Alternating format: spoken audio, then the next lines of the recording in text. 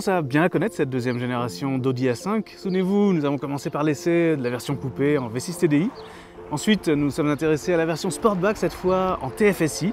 Et maintenant, c'est au tour de la version cabriolet dans sa motorisation la plus puissante du moment, la S5 avec son V6 TFSI fort de 354 chevaux.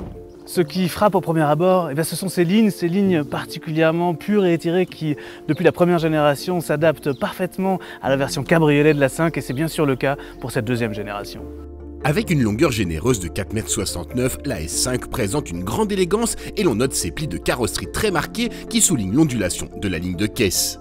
Une fois refermée, la capote en toile apporte une allure classique et de bon goût, renforcée par une hauteur limitée à 1,38 m. A noter, le mécanisme peut être commandé de l'extérieur avec la clé.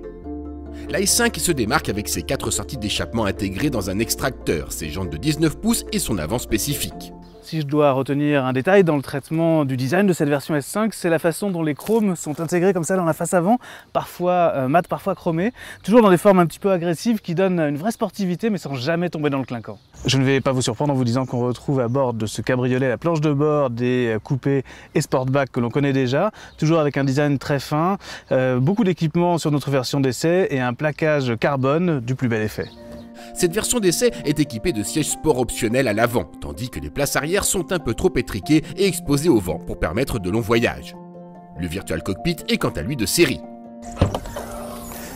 Côté coffre, le volume de 380 litres est tout à fait décent. Alors, il sera un petit peu empiété lorsqu'on voudra ouvrir la capote, mais pour être sûr d'avoir la place suffisante au moment où on place ses bagages, un gabarit peut être actionné comme ceci. Et là, de cette manière, on est certain d'avoir l'espace qui sera nécessaire. Vu comme sous le capot c'est rempli à ras-bord, on croit vraiment Audi sur parole que les 354 chevaux du V6 TFSI sont bien là. Allez, on va tester ça sur les petites routes de Toscane.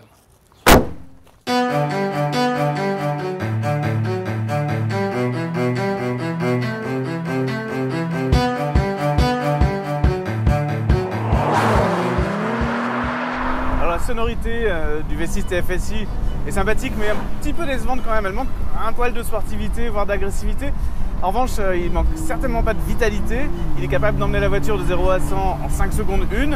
Et pourtant, il a vraiment fort à faire avec la tonne 9 de ce gros bébé, plus de 200 kg de plus que la version coupée.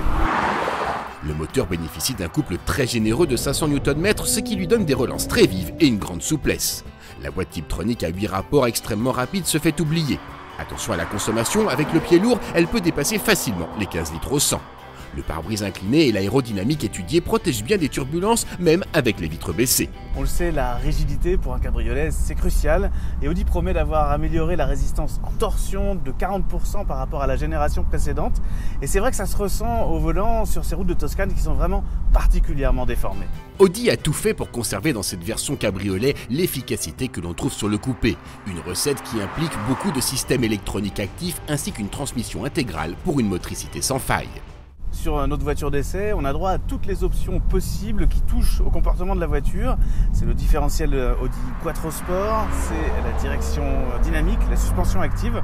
Ça donne un comportement, à défaut d'être sportif, qui est vraiment très efficace et très neutre, très facile et qui se double d'un niveau de confort assez bluffant, même quand on se met dans le réglage de suspension le plus sportif. Malheureusement, ces options grèvent l'addition de 4 000 €. Si on y ajoute le pack d'assistance à la conduite à 1 800 €, les sièges sport cuir chauffant à 2 600 € et la peinture métal, et en comptant les 6 300 € de malus, l'addition totale se rapproche des 100 000 €. De série, on a droit désormais à une capote avec une isolation thermique et phonique qui fait ses preuves, je dois dire, mais ce serait un petit peu dommage de rouler fermé avec ce beau soleil de Toscane. Il suffit jusqu'à 50 km/h de patienter 15 secondes pour se retrouver en plein air. Reste que le poids et le caractère de l'ensemble s'éloignent d'une définition sportive pour offrir un cabriolet GT polyvalent et rapide, parfait pour la balade, même à un rythme très soutenu.